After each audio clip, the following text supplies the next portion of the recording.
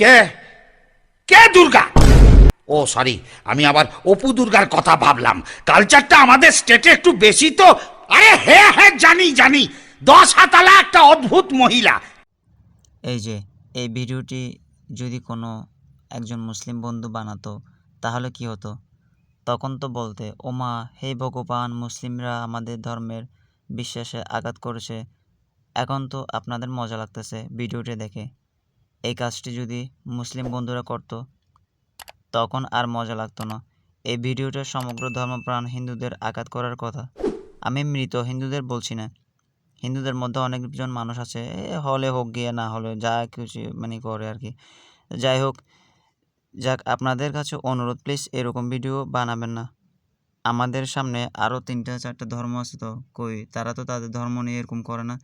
যত সব নোংরামি সব আমাদের সনাতন ধর্মের মধ্যে দেখা যায়।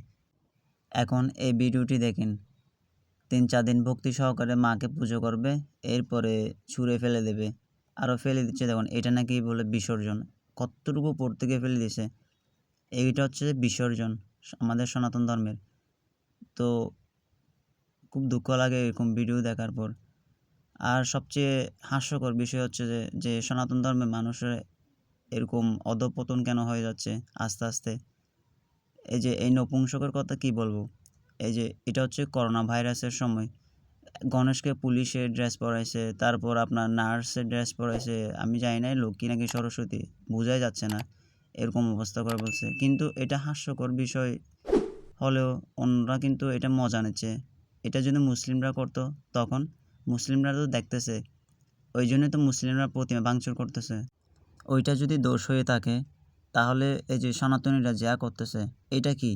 আপনারা চিন্তা করে দেখুন একটু।